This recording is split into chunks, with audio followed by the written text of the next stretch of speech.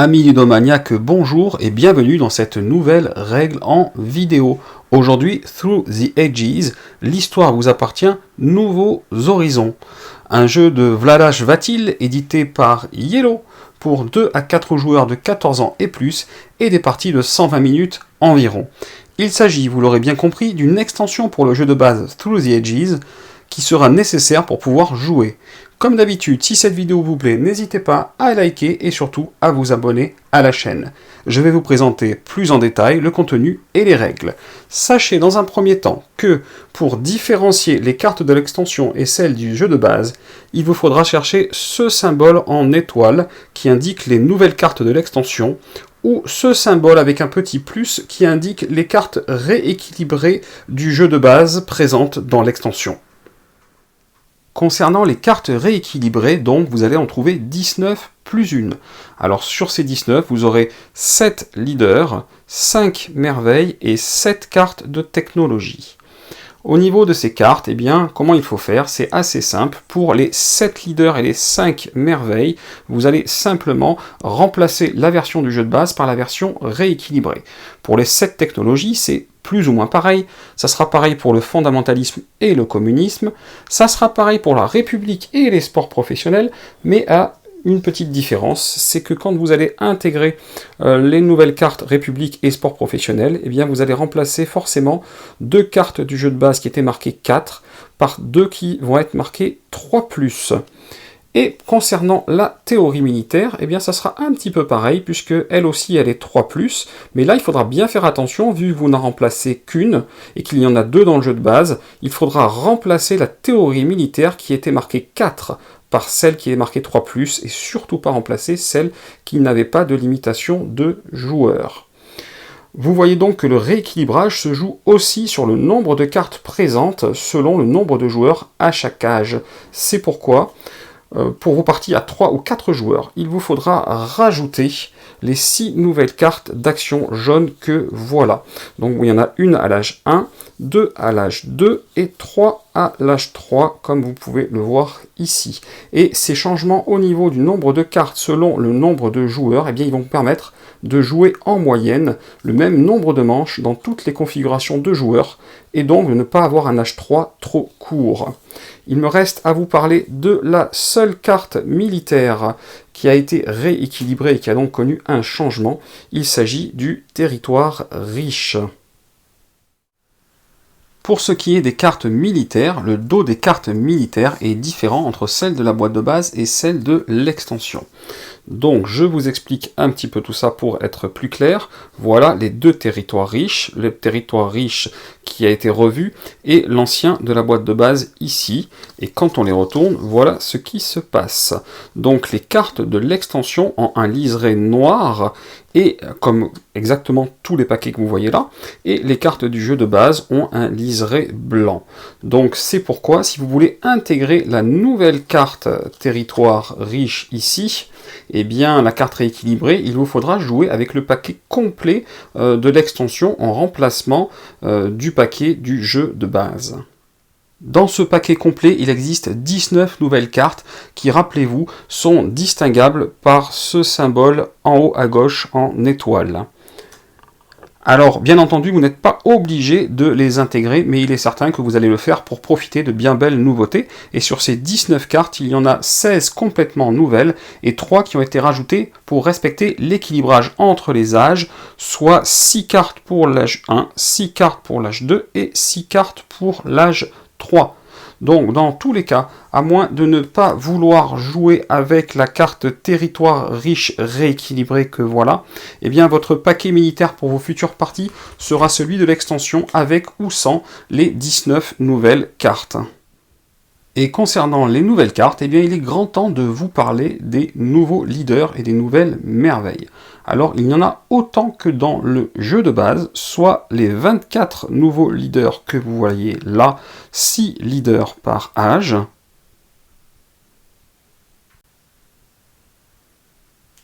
et 16 merveilles, soit 4 merveilles par âge, comme vous pouvez le voir ici. Alors, il y a plusieurs manières d'intégrer tout cela à vos parties.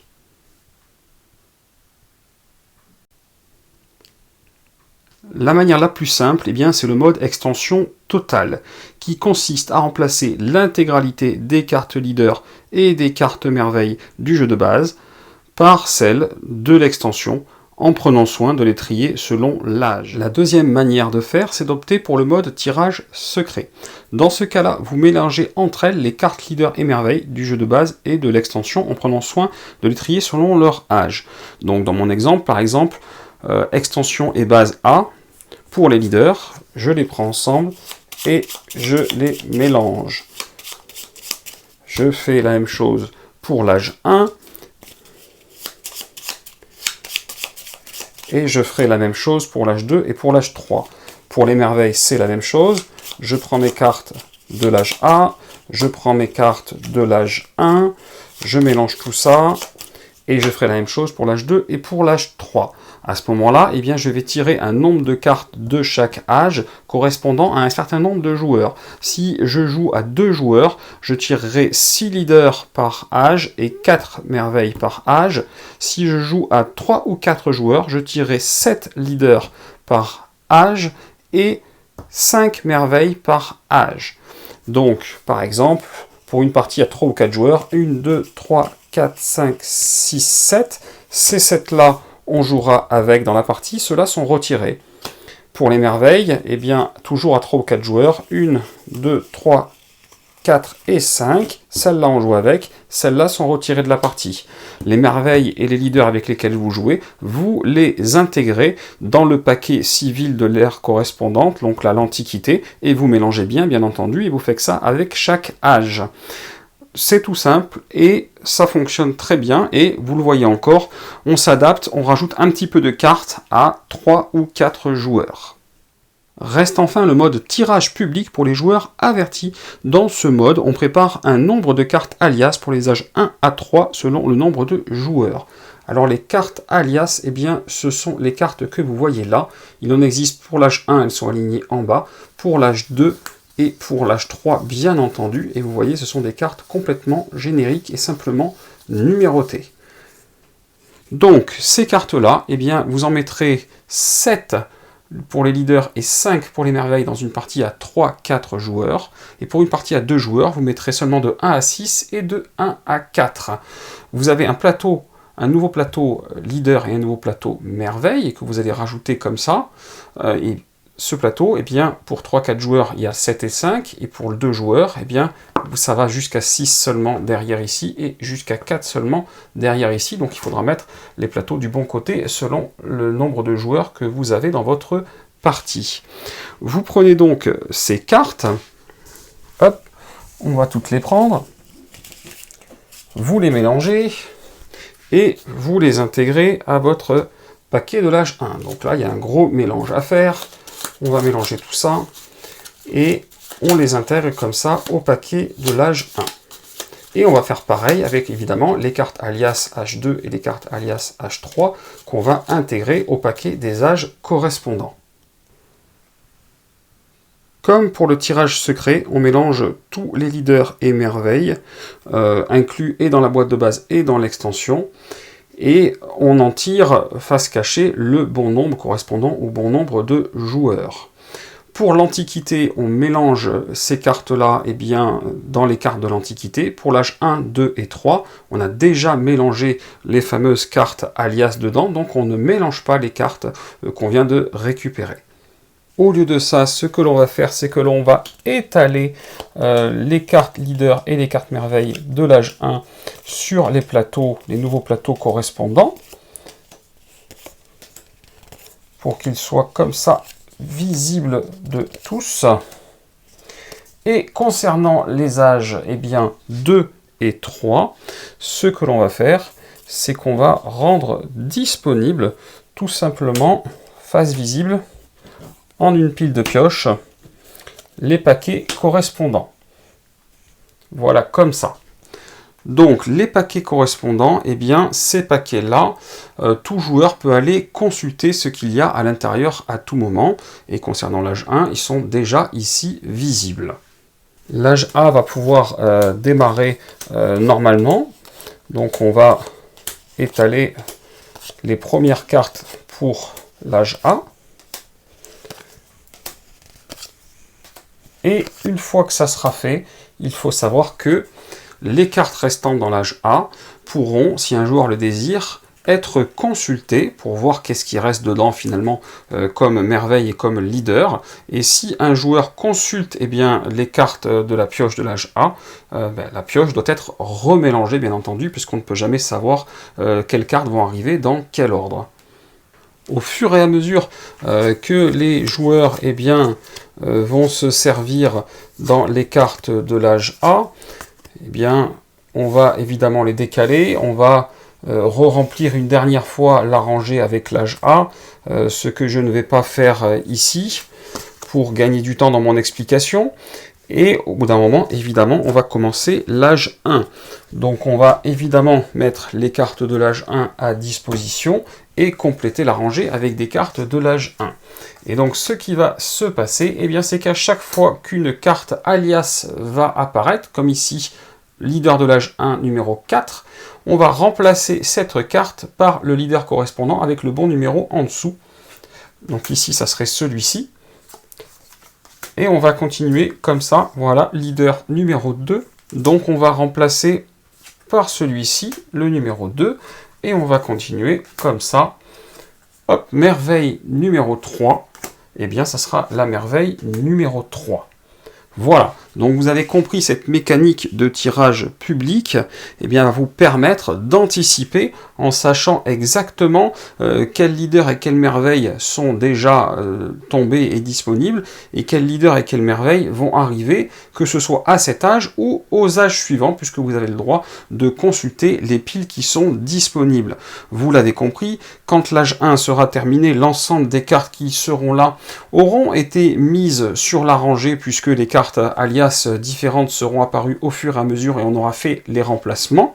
Et à ce moment-là, on reconstituera au début de l'âge 2 la rangée avec l'ensemble des cartes de l'âge 2 qu'on remettra ici. Et on fera de même pour l'âge 3. Et c'est comme ça que le tirage public va pouvoir continuer jusqu'à la fin de la partie.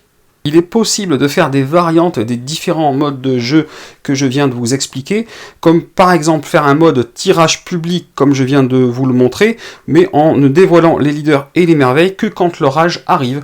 Donc par exemple là, ces piles-là ne sont pas présentes. Là, on a les leaders et merveilles de l'âge 1, et seulement quand l'âge 2 arrive, on récupère les piles qui étaient mises de côté face cachée, et on alimente ici les deux plateaux. Donc ça peut être une variante. On peut aussi faire une variante pour drafter les cartes qui seront de la partie entre les joueurs avant de commencer, ou on peut éventuellement se mettre d'accord entre les joueurs pour la sélection des cartes qui composent la partie, et il y a encore d'autres variantes comme ça qui sont proposées. Il y a également une clarification de certaines règles, à savoir les bonus de production qui sont maintenant symbolisés comme ceci, et qui vous permettent, là, dans ce cas-là, d'avoir une ressource supplémentaire à chaque phase de production. Alors cette ressource est à prendre après la production classique. Vous faites d'abord produire l'ensemble de vos mines, puis vous prenez la ressource supplémentaire. Sachez que si vous avez plusieurs bonus de production, et celui-là en plus peut déjà avoir des bonus de plus de 1, donc 2, 3 selon votre nombre de colonies, si vous avez par exemple 3, 2 ici et 1 là, bonus de production, vous n'êtes pas obligé de mettre un cube bleu par un cube bleu sur votre mine la plus basse. Si vous avez des mines capables de produire plus, comme si par exemple vous avez une mine qui peut produire 3, vous pouvez mettre directement un cube sur la mine qui produit 3, ce n'est pas gênant. Tout bonus comptabilisé par toute carte évaluant la production de ressources de vos mines fonctionne dans ce cas-là pour cette production supplémentaire. Il y a aussi les ressources accordées dans un but précis. Donc, par exemple, lors de votre phase d'action, vous avez une ressource supplémentaire pour construire des merveilles ou pour construire, améliorer des bâtiments urbains. Ces ressources-là sont toujours temporaires.